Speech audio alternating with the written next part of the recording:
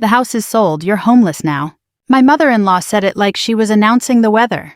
Calm, cold, satisfied. She stood beside my husband on our front porch, holding a stack of divorce papers against her chest, while the late afternoon Colorado wind pushed strands of silver hair across her face. Daniel wouldn't even look me in the eye.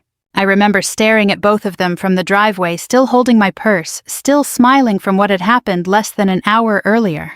$7 million. My grandmother Eleanor had left me $7 million and her estate in Aspen.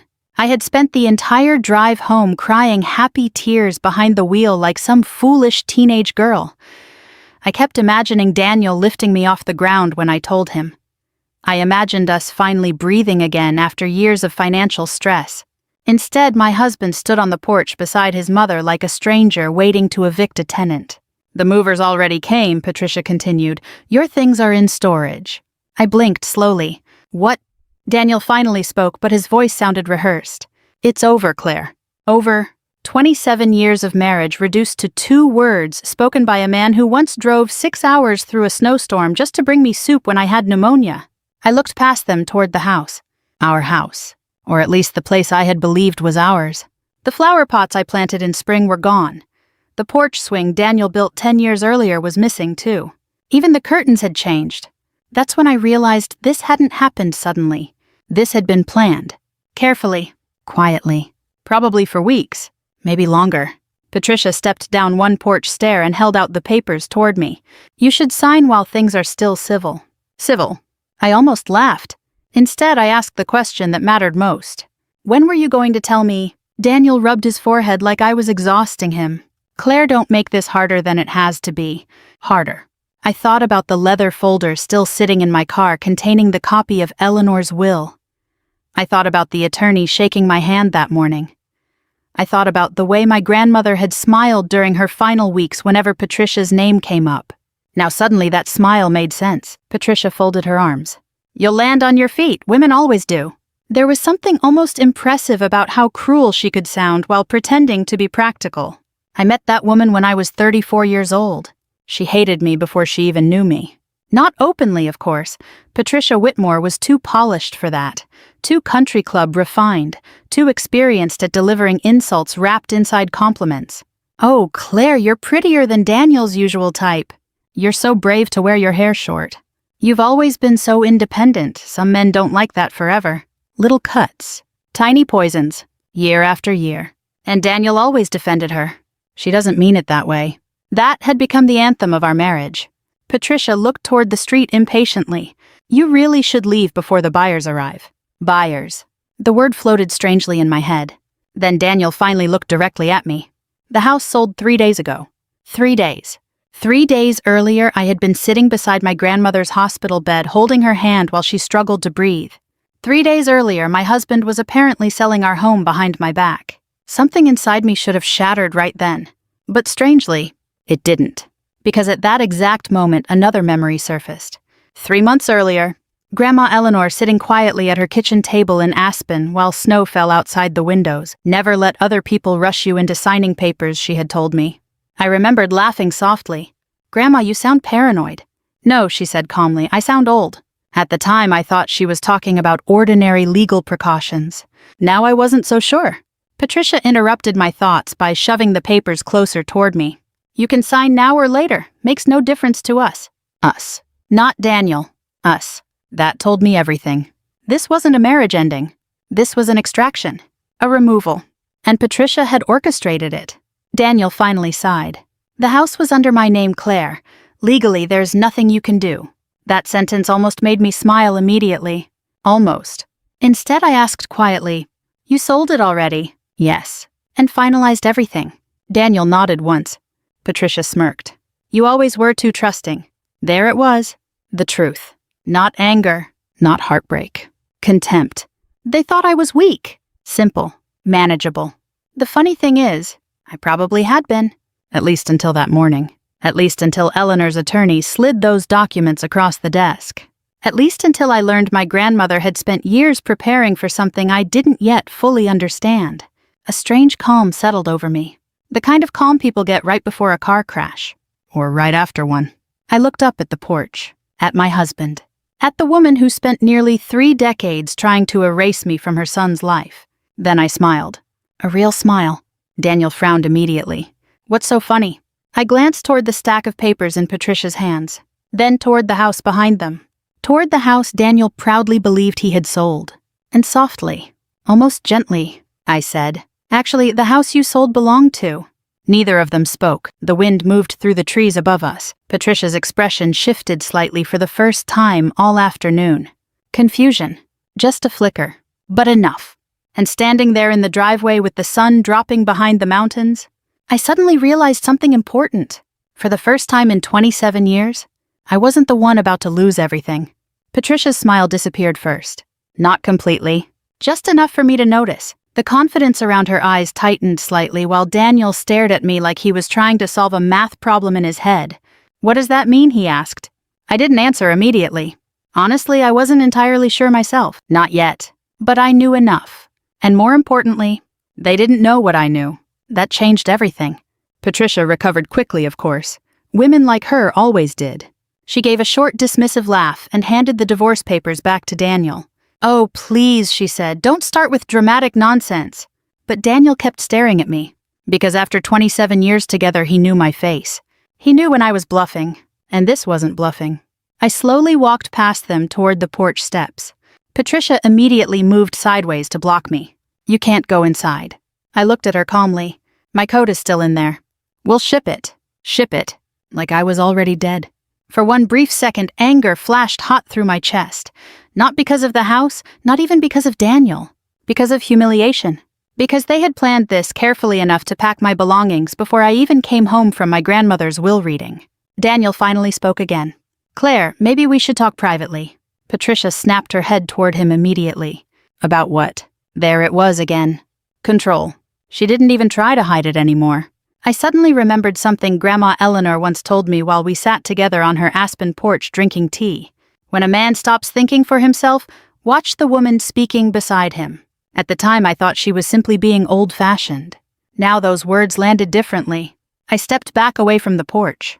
"That's fine," I said quietly. "I don't need the coat." Patricia crossed her arms tightly. "Good." Then she added the line she had probably rehearsed all afternoon. "You should be grateful Daniel is handling this peacefully." Peacefully. I almost admired the audacity.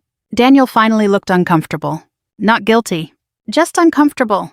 Like a man realizing a dinner reservation might become awkward. That hurt more than yelling would have. Because once upon a time Daniel had loved me deeply. I know he did. We met in 1994 at a 4th of July fundraiser in Denver. He spilled iced tea on my white blouse, spent 20 minutes apologizing, then asked me to dinner before the night ended. He had kind eyes back then. Warm eyes. The kind that made you feel safe. And for years he really was safe. Until Patricia slowly became the third person in our marriage, not openly. Subtly. Always subtly. She questioned every vacation we took. Every renovation. Every financial decision. Every holiday. When we struggled financially after the recession, Patricia suddenly became even more involved. She helped us refinance. Helped organize paperwork. Helped Daniel manage accounts. Grandma Eleanor noticed immediately. "She inserts herself into your marriage like smoke under a door," she once said. I defended Patricia every time. I defended Daniel too. That's what wives from my generation were taught to do. Protect the marriage. Keep peace. Absorb discomfort quietly. And slowly, without realizing it, you disappear. The sound of a truck turning onto the street pulled me back into the present. Daniel looked toward the road nervously. A black SUV rolled slowly toward the curb in front of the house. Patricia's expression changed instantly. "That's them," she muttered. "The buyers." Interesting. I watched Daniel straighten his shirt nervously while Patricia forced another polished smile onto her face. The SUV parked. 2 men stepped out. One was younger, probably an attorney. The other looked around 70. Expensive coat, silver hair, calm posture. He carried himself like someone accustomed to entering tense rooms without fear. The older man looked directly at me first. Not Daniel. Not Patricia. Me. Then he glanced toward the house. "Interesting timing," he said. Daniel quickly stepped forward, holding out his hand. "Daniel Whitmore. We spoke on the phone." The older man shook it briefly. "Walter Bishop." His attorney opened a leather folder beside him. Patricia immediately shifted into hostess mode. "We're just finishing a family matter." Walter's eyes rested on the divorce papers in Daniel's hands. "Yes," he said calmly, "I can see that." Something about his tone made my stomach tighten. He turned toward me again. "You must be Claire." I nodded slowly. Walter studied me carefully for several seconds. Then he said something that changed the entire atmosphere instantly. "Your grandmother spoke very highly of you." Daniel froze. Patricia blinked hard. And suddenly, the air felt different. Walter reached into his coat pocket and removed a folded envelope. Cream-colored. My grandmother's handwriting. I recognized it instantly. My heart skipped. Walter held the envelope carefully between two fingers. "She asked me to give you this personally," he said, "but only under specific circumstances." Nobody spoke. Even Patricia stayed silent now. Walter continued calmly. "She said if this house was ever sold without your full knowledge—" He paused, then looked directly at Daniel. "There would likely be confusion about ownership." Daniel laughed nervously. "What confusion?" Walter didn't even glance at him. Instead, he handed me the envelope. My hands trembled slightly as I took it. I stared at Eleanor's handwriting across the front. "For Claire, if Patricia finally gets her way." A cold wave moved slowly through my body. Not fear. Recognition. Grandma knew. Somehow, she knew. Daniel stepped closer now. "Claire, what is this?" I looked up at him. Really looked at him. At the man I spent almost 30 years trusting. Then I looked at Patricia. And for the very first time since meeting her, I saw fear behind her eyes. Real fear. Not social embarrassment. Not irritation. Fear. Walter's attorney quietly opened another folder. "I believe," he said calmly, "before anyone moves into this property, we should discuss the trust agreement connected to the estate." "Trust agreement?" Daniel's face lost color instantly. Patricia whispered, "What trust?" And standing there beside the driveway while evening shadows stretched across the lawn, I realized my grandmother Eleanor hadn't simply left me money. She had left me protection. Nobody spoke for several seconds after the words trust agreement left the attorney's mouth. The neighborhood suddenly felt too quiet. A dog barked somewhere down the street. Wind rustled through the pine trees lining the sidewalk. Across the road, Mrs. Hargrove was watering her roses, pretending not to stare. Daniel swallowed hard. "I think there's been some misunderstanding." Walter Bishop calmly removed his gloves. "No," he said. "I don't believe there has." Patricia stepped forward immediately, forcing a laugh that sounded painfully artificial now. "This is absurd. Daniel legally owned this property." The younger attorney finally spoke. "Partially," he corrected. "Partially." I watched Daniel's face carefully. That single word frightened him more than anything else so far. Patricia noticed too. She turned toward him sharply. "What does that mean?" Daniel didn't answer. Walter looked toward me gently. "Mrs. Harper, would you like to open the letter now?" I nodded slowly. My fingers trembled as I unfolded the envelope. The paper smelled faintly of Eleanor's perfume, lavender and cedarwood. For one painful second, I forgot the house, forgot Daniel, forgot Patricia. All I could think about was my grandmother sitting alone in her Aspen study during her final weeks, knowing she was dying while quietly preparing for this exact moment. I unfolded the letter carefully. "Claire, if you are reading this, then I was right to worry." I stopped breathing for a second. Walter remained silent while Daniel shifted impatiently beside the porch. I continued reading. "You always believed love could fix dishonesty. That was your mother's weakness too." A lump rose painfully in my throat. "My mother died when I was 19. Eleanor rarely spoke about her directly." The letter continued. "Daniel is not an evil man.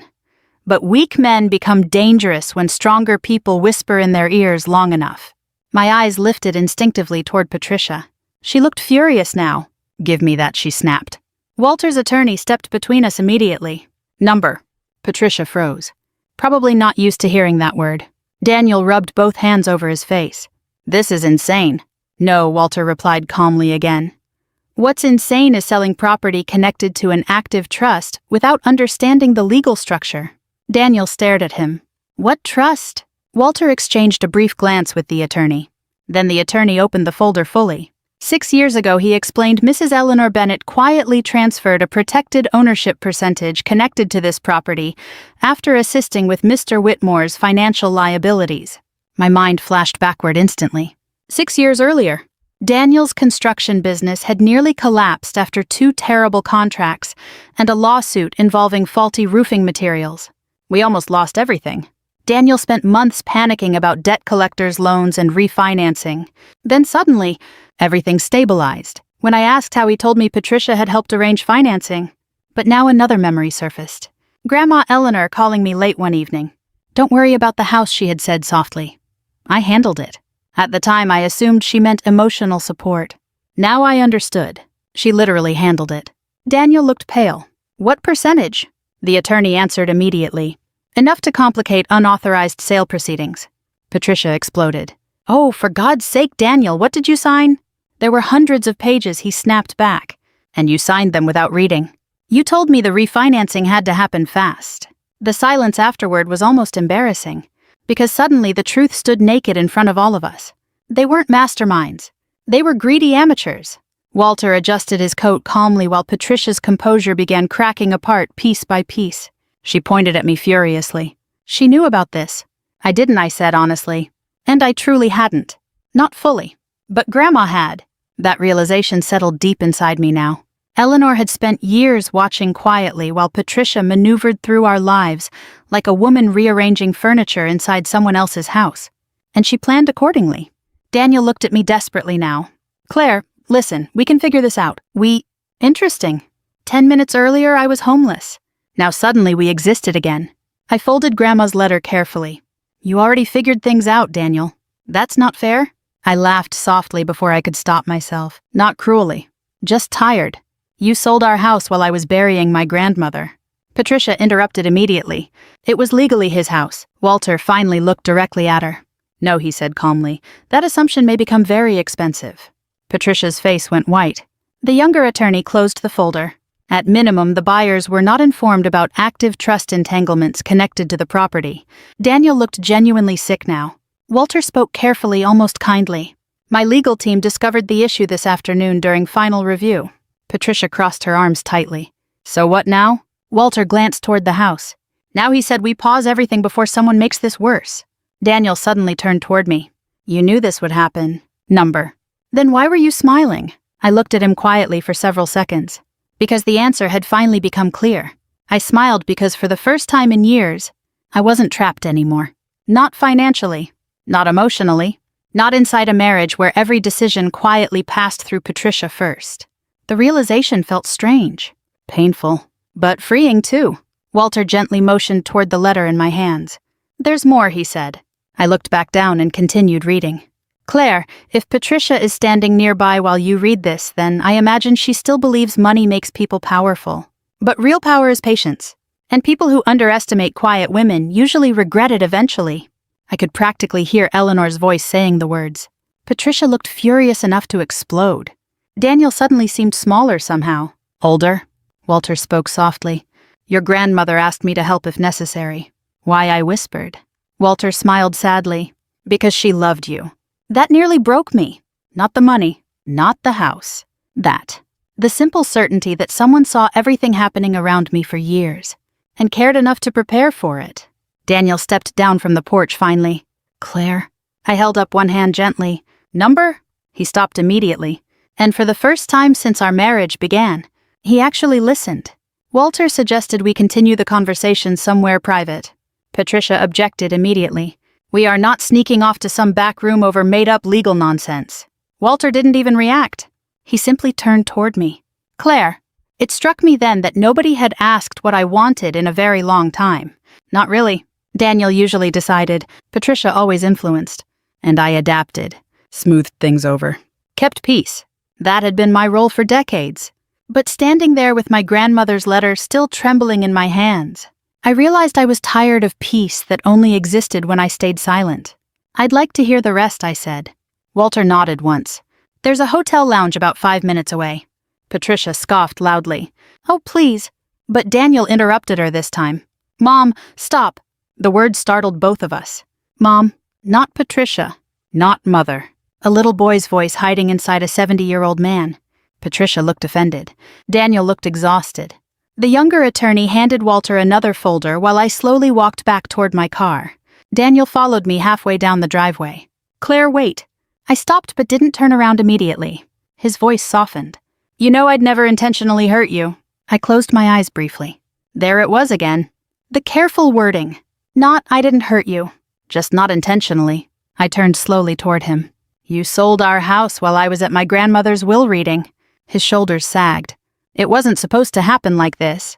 How was it supposed to happen? He opened his mouth, then closed it again. Because there was no answer that didn't sound ugly. Patricia suddenly called from the porch. Daniel. One word. Sharp enough to cut rope. And like instinct, he looked back at her immediately. That told me everything I needed to know. Again. The hotel lounge was quiet and dimly lit, mostly older couples eating early dinners, and tourists escaping the evening cold. Walter reserved a private corner table near the fireplace while his attorney spread documents carefully across the polished wood. Daniel sat beside me automatically. Patricia sat beside him even faster. Like she was afraid physical distance might weaken her control. I kept Grandma Eleanor's letter folded tightly in my lap. Walter removed his glasses. Before we continue, he said calmly, I want to clarify something. Nobody interrupted him. The sale itself may not be completely invalid. Patricia immediately smirked again. But Walter continued. However, depending on intent, disclosure, and timing, several serious legal complications exist. Daniel rubbed his forehead. What complications? The younger attorney answered. Failure to disclose protected trust interests, potential financial concealment during marital dissolution proceedings, improper transfer timing. Patricia waved her hand dismissively. You lawyers make everything sound dramatic. The attorney looked directly at her. No, ma'am, courts do. That shut her up for a moment. Walter turned toward me gently. Claire, your grandmother requested that this second envelope only be opened if you discovered evidence of betrayal involving the property. My stomach tightened. Second envelope. Of course there was another one. Eleanor had always believed important things deserved layers. She once wrapped my Christmas gifts inside 5 separate boxes just because she enjoyed suspense. Walter slid the envelope toward me. I stared at it silently. My grandmother's handwriting again. For Claire, when the truth finally becomes impossible to ignore. My chest hurt reading that. Because deep down, I think part of me always knew. Not about the house. Not about the divorce. But about Daniel slowly disappearing from our marriage year after year while I pretended not to notice. I opened the envelope carefully. Inside was another handwritten letter. And several photocopied documents. Bank transfers. Property records. Emails. I looked down at the first sentence. Claire, if you are reading this, then Patricia finally overplayed her hand. Patricia shifted uncomfortably beside Daniel. I continued reading silently for several seconds before my breathing slowed completely. Then I looked up at Daniel. You used my inheritance from my mother. He blinked hard. What? I lifted one of the documents. You told me we used your savings during the recession. Patricia suddenly leaned forward. Claire, now wait a minute. Number? The word surprised even me. Patricia froze. I stared directly at Daniel. You used the money my mother left me. He looked trapped now. Cornered. Like a tired man who suddenly realizes every locked door around him was built by his own choices. It was temporary, he muttered weakly. How much? Silence. How much, Daniel? Finally. Almost all of it. The fireplace crackled softly beside us. Somewhere across the lounge, silverware clinked against plates. Ordinary sounds. Ordinary life continuing while mine quietly cracked open. My mother left me $80,000 when she died. Not enough to change a life, but enough to matter. Enough to remember her by. Daniel reached toward me carefully. Claire, I was trying to save the business. Patricia immediately jumped in. And that business fed you for years. Walter calmly slid another document across the table. Actually, he said the business losses accelerated after several withdrawals connected to Patricia Whitmore's investment accounts. The silence afterward felt enormous. Daniel slowly turned toward his mother. Patricia's face drained pale. What? Walter adjusted the paper slightly.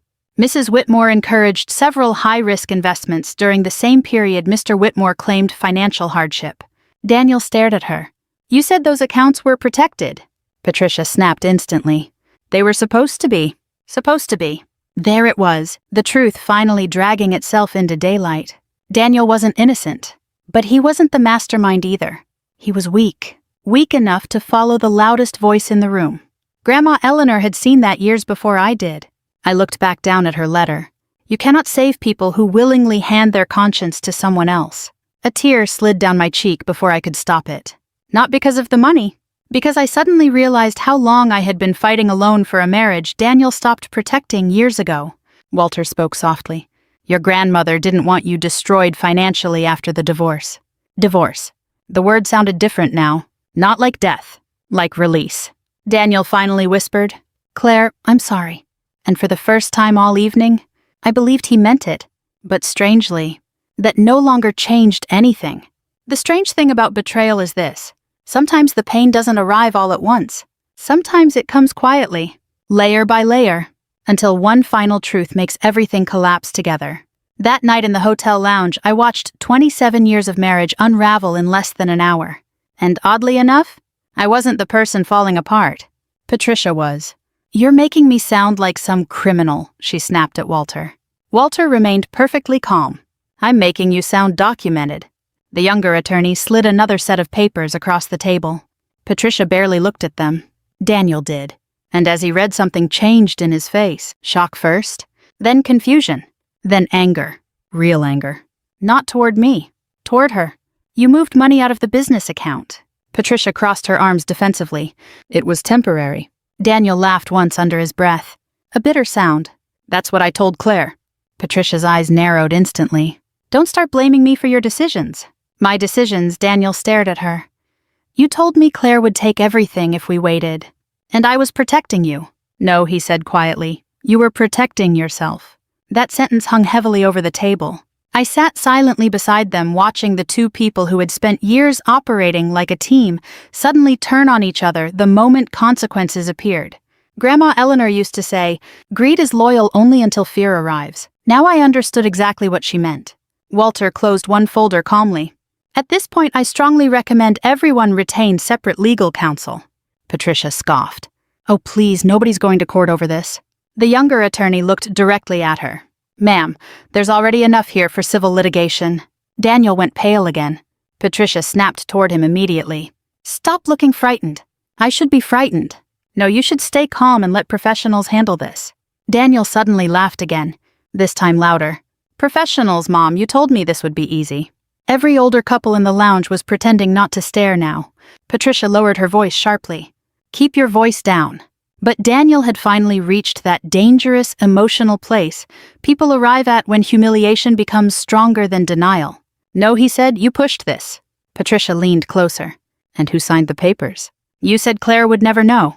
You said the trust wasn't important. You said the house was safe. You said a lot of things." Each sentence came out harder, sharper, years of obedience cracking open all at once. And suddenly I saw something clearly. Daniel had spent his entire life trying to earn Patricia's approval, even now, even after everything. Part of him still wanted her to tell him this would somehow be okay. But Patricia wasn't comforting him anymore. Because frightened people stop protecting others. They protect themselves. I quietly folded Grandma Eleanor's letters and placed them back inside my purse. Walter noticed. "You all right?" I nodded slowly. And surprisingly, I was. Not happy. Not untouched. But steady.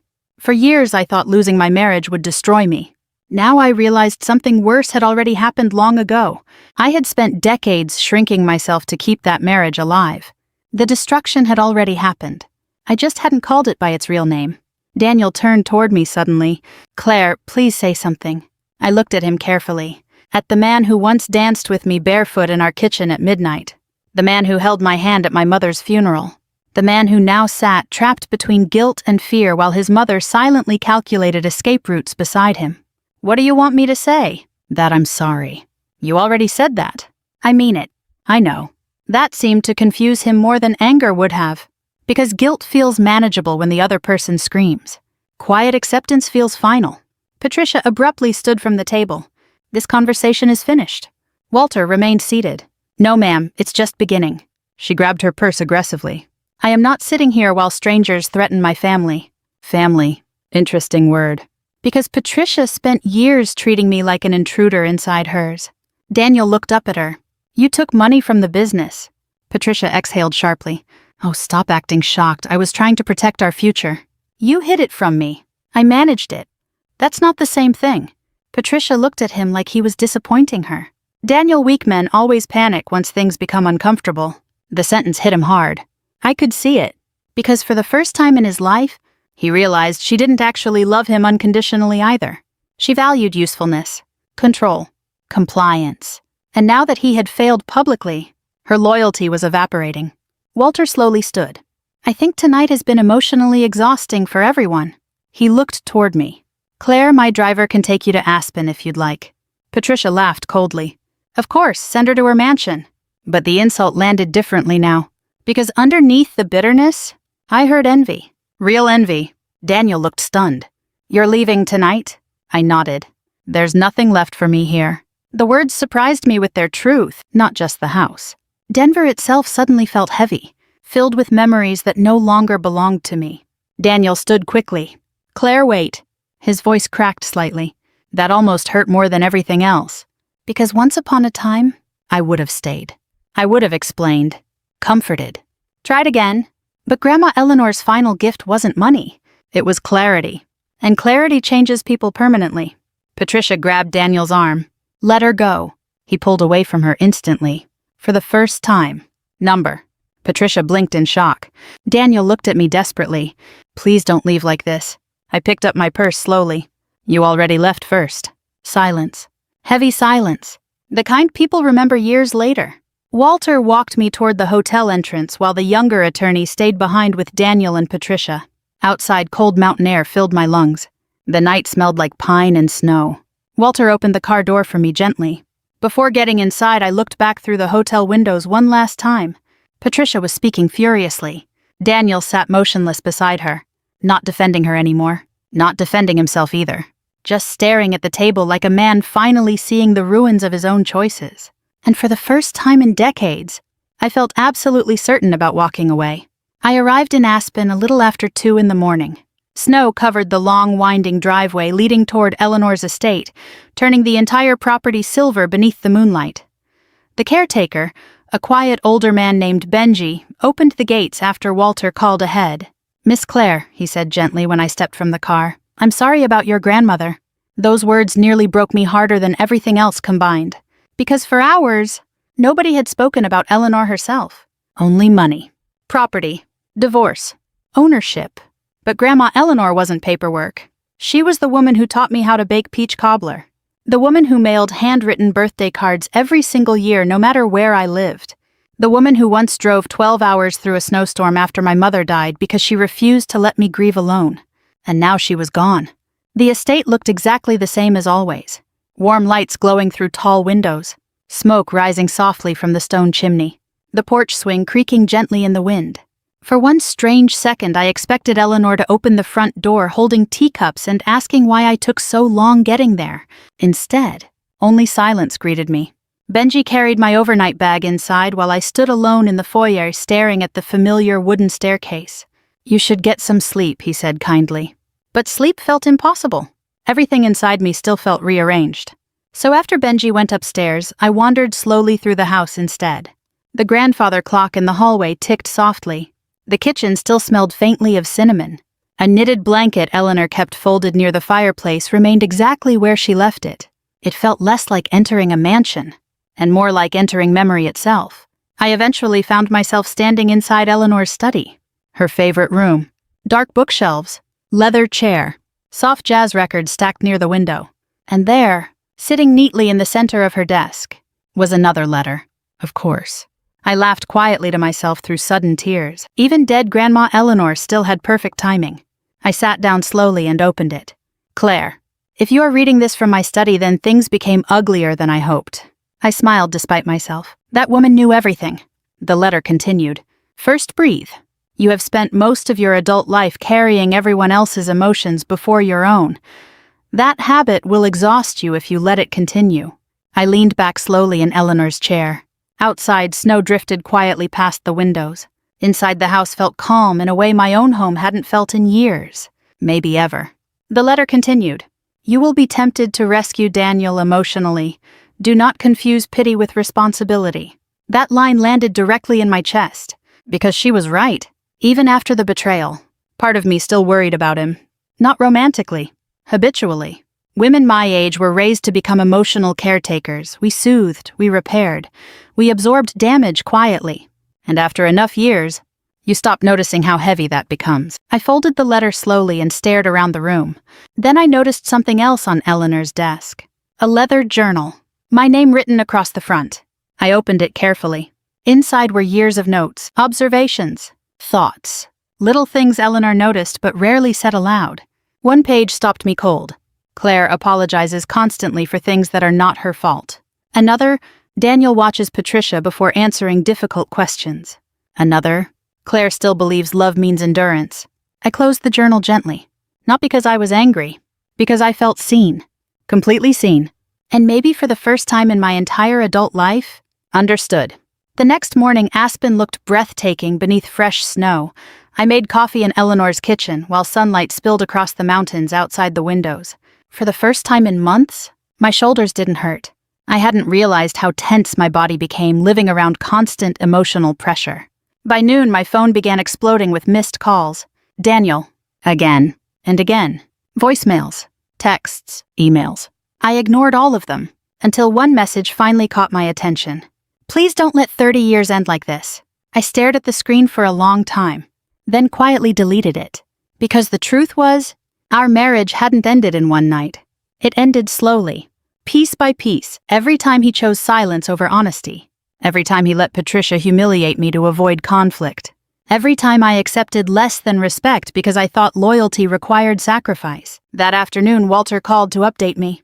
The buyers froze everything he explained. Your husband's attorney is requesting negotiations. My husband, Walter chuckled softly. Sorry, habit. Oddly enough, hearing the word husband now felt unfamiliar, like clothing that no longer fit properly. Walter hesitated briefly before continuing. There's something else. What? Patricia hired separate counsel this morning. I closed my eyes slowly. Of course she did. She's blaming Daniel. Yes. I sat quietly beside the fireplace while snow fell heavily outside. Then unexpectedly, I started laughing. Not cruelly, not hysterically. Just tired laughter from a woman finally watching years of manipulation collapse under its own weight. Walter laughed softly too. Your grandmother predicted that part exactly. I'm not surprised. After we hung up, I walked outside onto the porch wrapped in Eleanor's old wool coat. The mountain air stung my lungs beautifully. Everything looked clean. Still, honest. And standing there alone in the silence, I realized something important. I wasn't lonely. Not even a little. For years, I confused companionship with safety. But real safety, real peace, comes from not having to earn basic kindness every single day. That evening, as sunset painted the snow gold and orange across the mountains, I finally stopped mourning my marriage, because deep down, I knew I had actually been grieving it for years.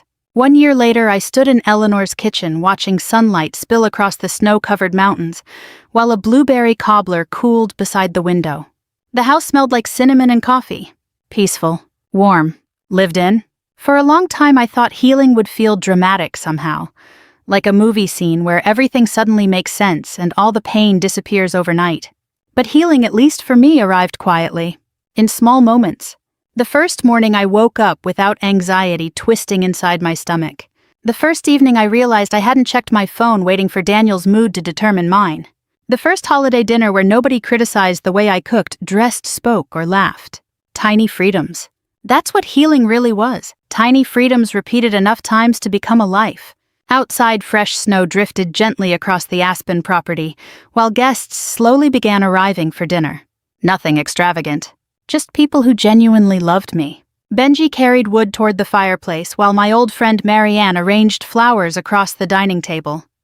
Walter arrived carrying 2 bottles of wine and immediately started arguing with Benji about football. Normal things. Good things. The kind of things I spent years believing would eventually happen inside my marriage if I just tried harder. But some homes never become peaceful because chaos benefits the people creating it. That lesson took me nearly 70 years to understand. Marianne walked into the kitchen, smiling. You look lighter. I laughed softly.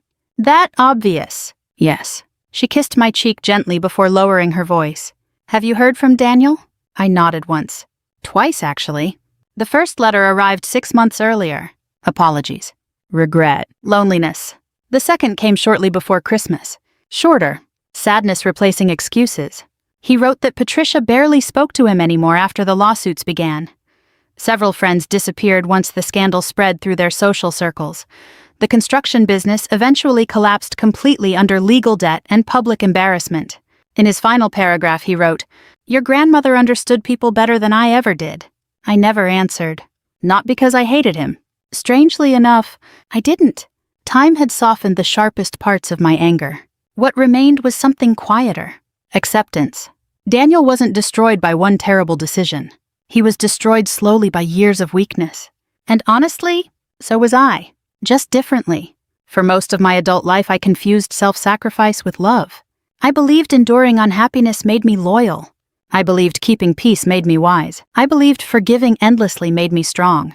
But Eleanor understood something I didn't. Love without respect eventually becomes permission. And permission invites mistreatment. The front door opened again as Walter entered the kitchen, carrying snow across the hardwood floor. "Bad news," he announced dramatically. "Benji still believes the Broncos can recover next season." I laughed harder than I had in years. Real laughter. The kind that rises naturally instead of carefully. Walter smiled warmly, watching me. "You know," he said quietly once Marianne stepped away, "your grandmother would be very proud of you." That nearly made me cry immediately. Not because of the inheritance. Not because of Aspen. Because for the first time, I finally believed it might actually be true. Dinner that evening stretched for hours. Stories. Laughter. Old memories. At one point, Marianne accidentally burned the dinner rolls and everyone teased her so badly she threatened to leave the table forever. Walter spilled wine on his sweater. Benji cheated at cards. Simple things. Beautiful things. And sitting there surrounded by warmth instead of tension, I suddenly understood what Eleanor had really given me. Not money. Not property. Not revenge. She gave me clarity before it was too late to rebuild my life. That was the real inheritance. Later that night, after everyone left, I stepped outside onto the porch, alone, wrapped in Eleanor's old coat. Snow covered the mountains beneath moonlight. The world looked soft and silent. I sat slowly on the porch swing Daniel built years ago. Ironically, Walter tracked it down after the house sale collapsed and had it returned to Aspen as a joke. I ran my hand gently across the wood. For years I thought home was another person. A marriage. A family. A place where someone promised to stay. But age teaches you difficult truths. Sometimes the people you love most become the people you survive. And sometimes losing the wrong people is the first honest step toward finding peace. The cold mountain air filled my lungs as I looked out across Eleanor's property one final time. Then quietly, mostly to myself, I said, "For years I begged people to love me the way I deserved. Now I know real love never asks you to shrink first." The wind moved softly through the trees. Somewhere far below, Aspen glowed quietly in the distance. And for the first time in a very long time, I felt completely at home. If this story meant something to you, if you've ever stayed too long in places that slowly broke your spirit, I hope you remember this. It is never too late to choose peace over performance.